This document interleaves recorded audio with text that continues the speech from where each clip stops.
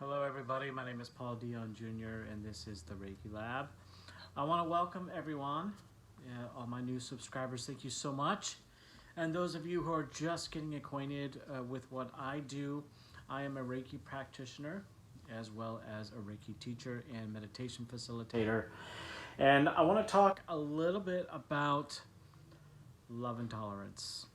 Love and tolerance, and as everyone knows, we're living in a really tumultuous world right now, and there's a lot of what seems to be a lot of darkness out there, and certainly I do believe that is the case. A lot of division between us as humans, and it's really sad to see such division where one side of society cannot and will not listen to the other side, and vice versa. Um, One of the things I've always loved about this country is freedom of speech and the ability to us as a people to come together under extreme circumstances. But it seems like there's such a divide between the left and the right that the real message of what we're here to do gets lost.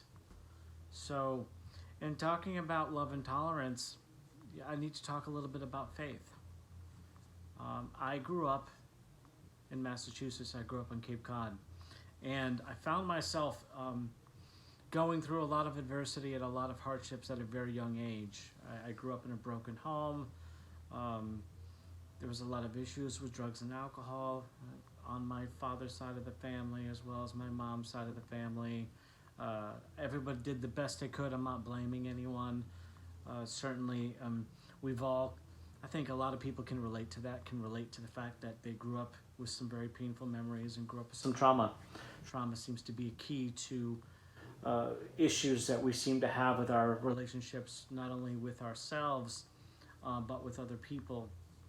So I had it really rough growing up, and I found myself in church one day. My friends that I grew up with, his parents went to church, and so I went. And the real reason why I went was because there was a girl that I liked, and I thought she was so cute. I just couldn't. Man, I don't know. I was a love-struck kid. So I really didn't have a relationship with a higher power or with God or with Jesus or anything like that. Of course, I knew a little bit about it, but the more I began to go to church, the more I began to connect with having a relationship with a higher power, that there was order to it, that there was a all-present, all-loving spirit that created everyone and everything, and it's something that I desperately needed at the time. So I really connected with that. I had a lot of supernatural experiences. It was a Pentecostal church, and I had a lot of wonderful times there, but there were some difficult times as well. I learned a lot about what happens with humanity, with humans, when they believe in something so strongly that their ability to have love and tolerance for other people disappears. So I definitely grew up with a certain amount of doom and gloom, that if you didn't believe this way, then God was going to punish you. And if you didn't believe that Jesus Christ was the Lord and Savior of all things, then you were going to go to hell. Certainly if you were someone who's gay, who didn't believe the same way that you did, if you were someone who was Buddhist, if you were someone who was Muslim, if you were someone who was Jewish, then you were condemned automatically, just unequivocally. And I had a real problem with that, but I was a part of it. I was a part of it for a long time. I used to love to go to school and like preach at the kids and really try to get everybody to see my point of view. And I see a lot of that going today.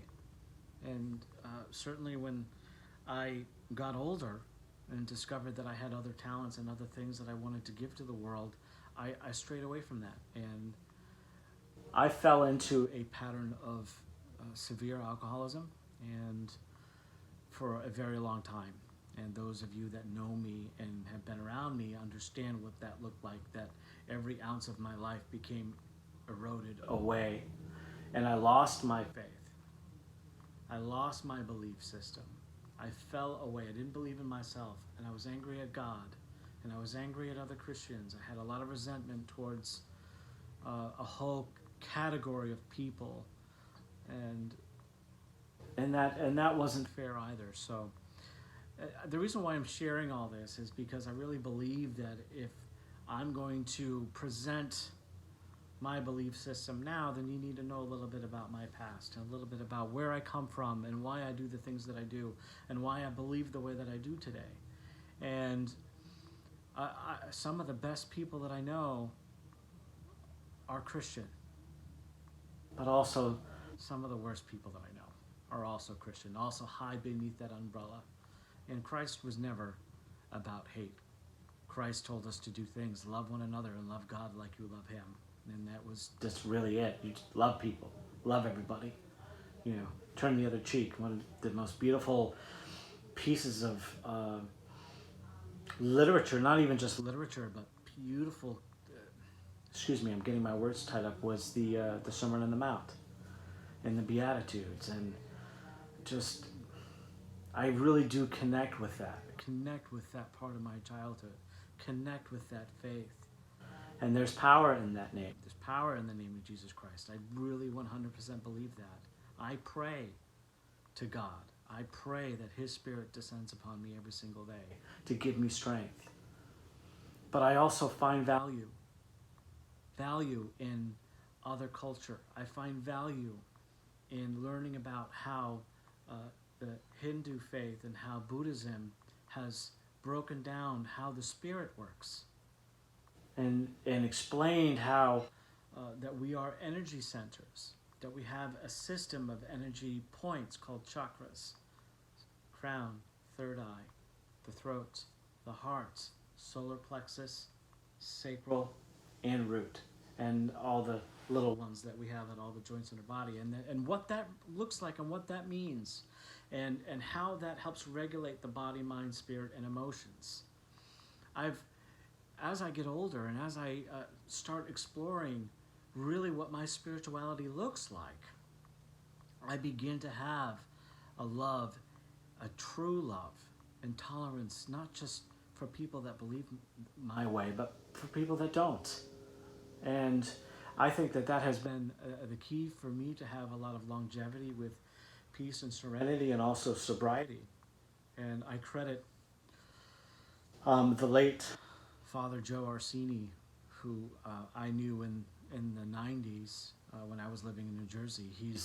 He was a retired priest, and we used to sit together and drink wine and drink espresso, and he helped reconnect me with a God of my own understanding, with a God that is surrounded with love, and it comes from love, is the creator of love, that accepts and loves all people as they are.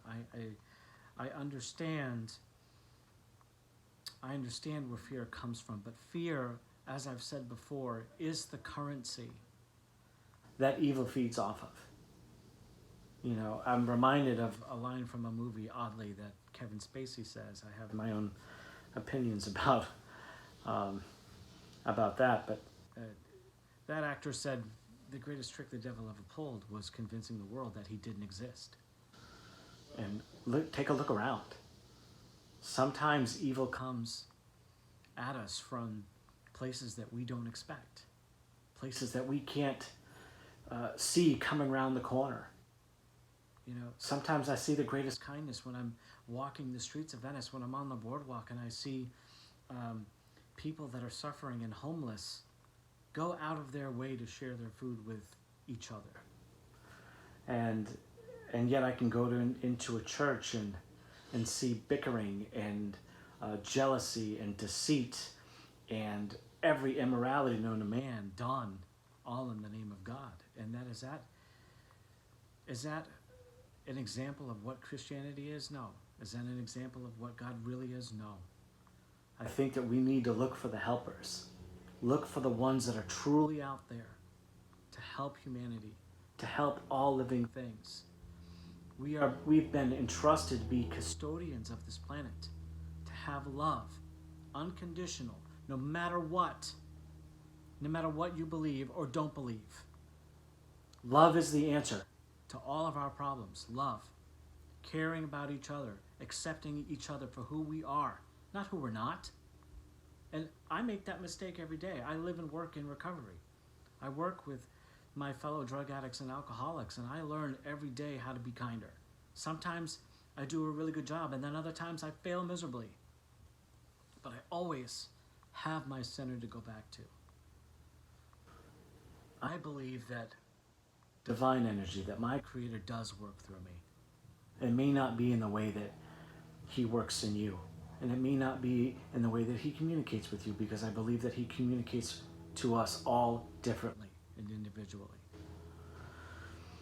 I wanted to share these thoughts with you. It's been a long time since I've posted something on YouTube, but this is what I'm about. Love and tolerance is my code. And if I've wronged you, if I've failed you in some way, you have my sincere and deepest apologies. I only want to be able to help myself become a better person, to help the clients that I come across, to help them discover the divinity within themselves, the grace that they carry, the fact that we try so hard, and that there's a way for us to love each other and accept each other, to be tolerant of our differences, and come together as humans, right? Come together as members of the community, and to come together as Americans, the way that we should, to come together as a global population, so that we can take care of our oceans, we can take care of our land, we can take care of our wildlife, and most importantly, we can take care of each other. Thank you for listening. I hope that you join me again. My name is Paul Dion Jr. You can find me at the Reiki Lab on Instagram. You can also find me at Paul Dion _Jr. on Instagram. My website is thereikilab.com. Thank you again for joining me. Have a blessed day. I also want to thank Sam Tripoli and all the guys over at Tinfoil Hat for having me on the other day. God bless you guys, and stay safe out there.